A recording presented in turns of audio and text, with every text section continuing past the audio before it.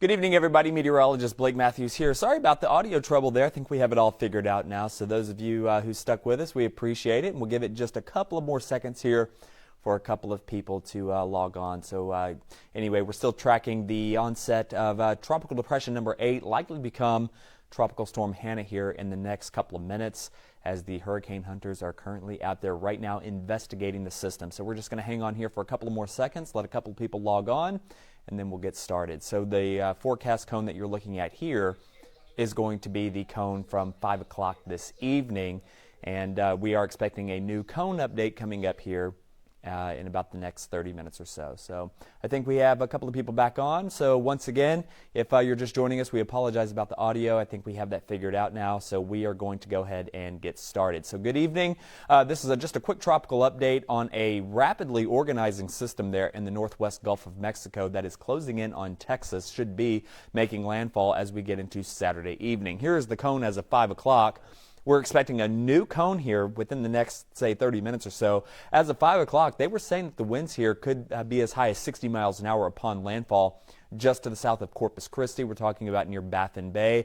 And looking at the satellite presentation, it's not totally out of the question that we could be looking at a hurricane making a close call here for the Texas coast, and again, south of the Houston area. I want to emphasize that no matter how strong this particular system becomes, the impacts to the upper Texas coast are expected to be the same. Nonetheless, we have a tropical storm watch in effect from San Luis Pass to High Island. That's what you see in the yellow. Then we have a tropical storm warning in effect from San Luis Pass all the way down to Port Mansfield. That does include the Corpus Christi area, and it does include Victoria. So if your travel plans take you down to the central Texas coast, just a heads up that they are anticipating and expecting tropical storm conditions within the next 36 hours. So here's a look at the computer model as we take you into Friday. Now you'll notice not too much going on here along the upper Texas coast. We do have a very high chance of rain for tomorrow, 70%, but I really think that's more towards the evening hours as the storm begins to close in on the Texas coast. You'll notice all the bad weather going to be near Corpus Christi or south of there near the center of circulation, and then we get these feeder bands to roll on through the upper Texas coast as we get into Saturday. So while I think that there's a very high chance of rain heading into the weekend, I don't think the entire weekend is going to be a washout. I think that there are going to be periods of heavy rain and then periods where it's not raining so hard. So good news, because A, we need the rain, and B, it looks like we're going to get a couple of inches of it. And the other part is I don't think the flood threat is all that great, because partly this system is going to continue moving. This is not going to be a system that sits around for a couple of days. This system is going to make landfall and then keep moving into northern Mexico. So take a look at the rainfall forecast. Not overly impressive, and the further north you are, the less impressive it gets. So those of you say north of 105, you may only pick up 1 to 2 inches of rain, although areas to the south along the immediate coast and to the west and southwest of Houston, we're talking about picking up significantly more than that. 3, 4, 5 inches of rain will be more in common for those folks. Now take a look at the radar this evening. You can see we've got one little band of rain trying to push on into the Houston area as we speak. Most of the rain is fairly light, but all in all, not a bad day across the Houston area. But look at the satellite presentation. This is about the best looking tropical depression I've ever seen in my entire life, my entire career. And if you look carefully, it almost looks like a little eye feature trying to form right there in the center. Now, it can be deceiving. This is a dry pocket forming, but you notice the bright whites here on the south end and getting here on the east side. It almost looks like the thunderstorms are trying to wrap around that center of circulation. So if that were the case, we could see this rapidly strengthen, and that's why I say I would not totally at this time rule out a low-end hurricane making landfall on the lower Texas coast. That is not the forecast currently from the National Hurricane Center, and of course we lean on them very heavily for the forecast, but the bottom line is something you certainly don't want to rule out. I have seen too many times that these systems spin up and then they become a hurricane out of nowhere. Hurricane Humberto in 2007 is a prime example. 100 miles off the coast of Texas, it went from a tropical depression to a hurricane in less than 24 hours and made landfall near High Island there back in 2007. We saw the same thing with Hurricane Alicia in 1983, going from a depression to a Category 3 hurricane very rapidly. So it can happen. I'm not saying it's going to happen, but looking at the satellite presentation, it certainly looks like this system is very well organized and becoming more organized by the minute.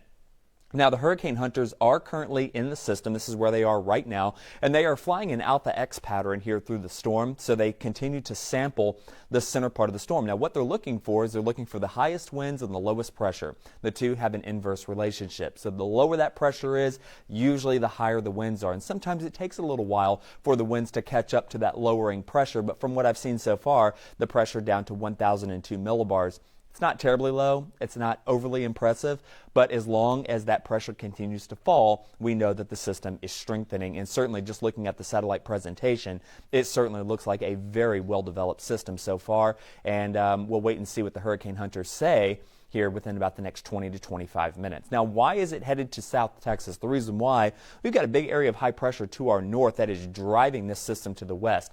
A flow around high pressure is clockwise, and we've got a big dome of it just to our north. And an area of high pressure acts as a brick wall. So this storm could not come to Houston even if it wanted to, because it is being driven by this area of high pressure into deep South Texas. So again, regardless of how strong it becomes, whether it's a depression, a tropical storm, or a low-end hurricane, the effects on the upper Texas coast are expected to be the same, and they are expected to be minimal, with passing showers, some of them heavy, as we get into the coming weekend. So here's the bottom line. Tropical storm warning from San Luis Pass to Port Mansfield. The main impacts: heavy rain, rough surf, gusty winds, rain 2 to 4 inches, isolated amount 6 inches or higher, especially to the west and southwest of the Houston area, getting into Refugio, Nueces, and Jackson counties, Calhoun, Aransas. Those are the areas that they're going to see the higher rainfall the closer to the center of circulation. So once again, that's what we have on the tropics as of right now. Now, all evening long, I haven't been able to really speak about Gonzalo.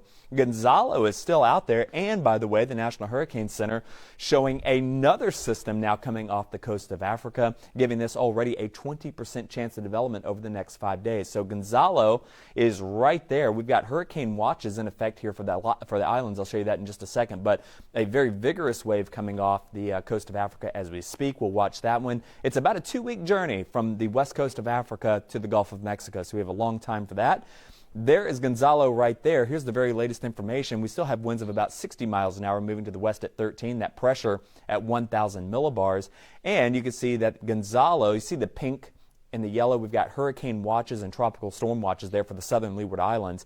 And it may briefly become Category 1 hurricane before weakening all the way down to a 45-mile-an-hour storm as it pushes into the Caribbean. The eastern Caribbean, by the way, is what we call the boneyard. The reason why we call it that is a lot of systems struggle here in the East Caribbean. The reason why: get a lot of dry air coming in off the continent of South America, and that dry air and wind shear tends to tear the systems apart. So as it pushes into the boneyard, you'll notice it goes from a hurricane down to a weak tropical storm, and a lot of the computer models indicate that this will dissipate before it makes it to the Gulf of Mexico.